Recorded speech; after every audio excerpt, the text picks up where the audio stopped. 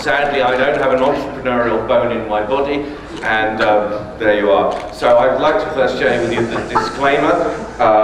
It's very important to me that you understand that. Tim Armstrong, who is not here today, sadly, did tell me, however, that there is a cloud NDA rather, provided by Google for this whole room, which you've all apparently virtually signed, so thank you so much for that. Randy asked me, as it's always on the last day of the conference, for a couple of housekeeping points. The only one I can remember is this, and the gentleman here will be pleased to know that when you check out, it just says movies on the bill, which is damnably good news for all of us. I've worked in this business for quite a long time now. Amaze your grandchildren with how I got away with it, but that's all good. And I really wanted to tell you a little bit about what we do, because Randy sort of pointed out that GroupM is one of the biggest companies you will never have heard of, and so let me touch a bit on that. But I really wanted to title this, What I Actually Feel About It. Holy crap, what now? We've had this rather wonderful edifice since I don't know if you know about this, but what we did was we spun off creative from the rest of the advertising business, which is now operated by companies like mine. Some of them want to get us back. I don't think so. And really, we've had this business since the mid-1970s, the notion of the media specialist that is in charge within the advertising process of the distribution and the placement of advertising messages. But really now, as you've heard from all the changes we've heard here, and I'd like to thank Booz Allen, by the way, because now I understand that 17% of media planning is going to be done by the publishers in this room, which gives me Wednesdays off, which is... And I'm going to learn to play golf. I was originally planning to learn just the 3 months before my 50th birthday to get ready for the seniors tour. Now I can start a little bit earlier. There's one other disclaimer before we go on. We are indeed a media agency, so we do our own PowerPoint. And Brian McAndrews has had the full resources of Razorfish behind his PowerPoint, and mine, of course, his company, his whole company, did invent PowerPoint. Curse them for that. And there is one chart in here that's got a couple of curved lines, and whether you like the content or not, I'd like to point out that I did those curves myself in PowerPoint, and I'm very, very proud of them. So if there's spontaneous applause at that moment, I'll be very, very grateful to hear it. Well, that's it. Thank you. You'd hope at this point there may be some substance to this presentation. Let's see. So, when I grew up in the media business, it was really very, very simple. We had all of these great big companies making tons of stuff, what appeared to be incredibly efficiently, delivering it through, messaging through television with massive reach, and selling it through huge retailers. It was a very, very simple world, and the operation was very straightforward.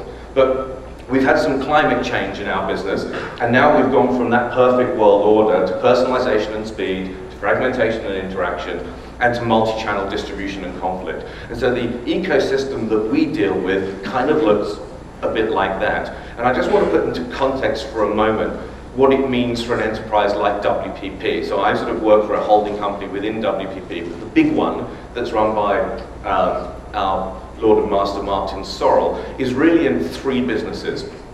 It creates messaging for brands and corporations, and we call those businesses agency businesses. It distributes messages for brands and corporations, and we call them media investment management businesses, of which ours are the core of WPP.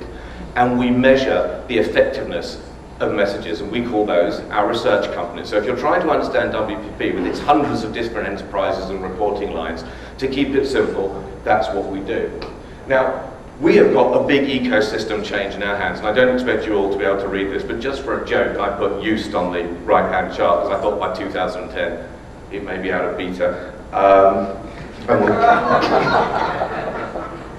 I'm sorry, anyone here from used? They made so much revenue out of Skype, it's not surprising. Anyway, we really got into the interactive space in a big way at the back of the 1990s. And by 2000, we thought we were getting somewhere pretty exciting, even though we were largely in a dial-up world. But 2000 was characterized still by the predominance of broadcast, as you all know. It was dominated by passive devices. They didn't really do a whole lot, and they really ran independently of each other. And what's happened in the last 7 years is more interesting devices and more bandwidth, but the most interesting thing that's happened is the network effect that joins these things together and creates the beginning of an ecosystem. By 2010, we expect our market to have radically transformed from 2000 into a world where we're really looking at addressable interactive ecosystems. And this may be a controversial remark, but I see one of the biggest gating factors to the growth of many of the businesses that are represented here is going to be the rise of addressable television.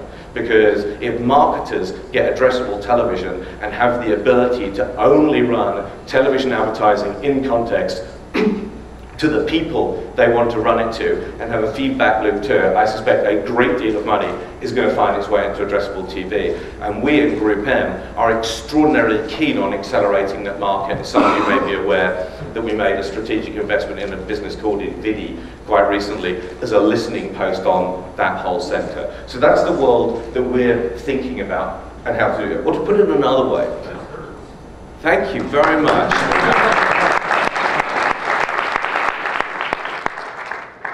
One of the nicer things about media people generally is they're given to acts of wanton kindness. And it's generous of you.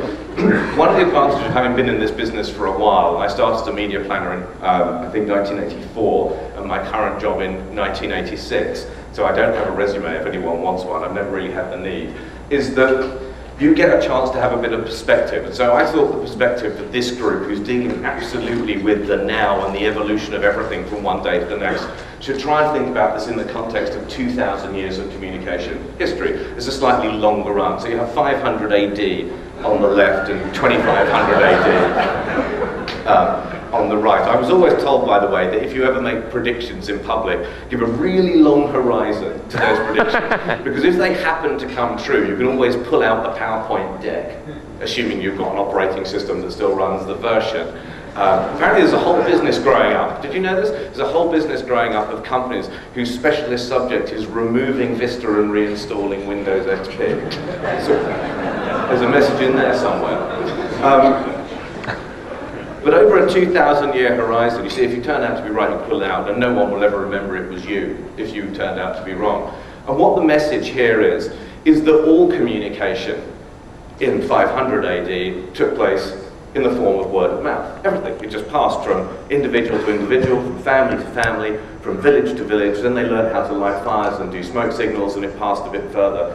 And basically, that form of communication remained unchanged until, and Randy will correct me if I'm wrong, until 1439. And I'm not sure exactly when in 1439, but it was a Tuesday, I know that Gutenberg invented the concept of movable type.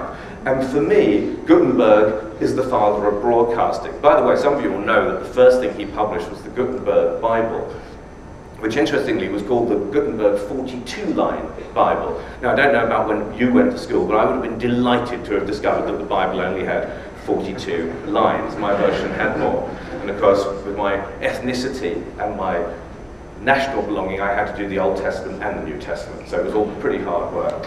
So Gutenberg really is the father of broadcasting, the notion of mass-producing things and delivering them to effectively passive audiences. And the era of Gutenberg really lasted, I think, and peaked in 1983, when MASH became the highest ever audience for a scripted program on television. And ever since then, it's been downhill for the broadcast world. And there's an argument that suggests that if you take roughly 1955 as the time when 50% of all households had television, and 2005 when the similar number had broadband, that all of marketing science is built on that broadcast era, as I choose to call it, which of course means that we may all have been wrong, which is a worry for organizations like WPP and its customers.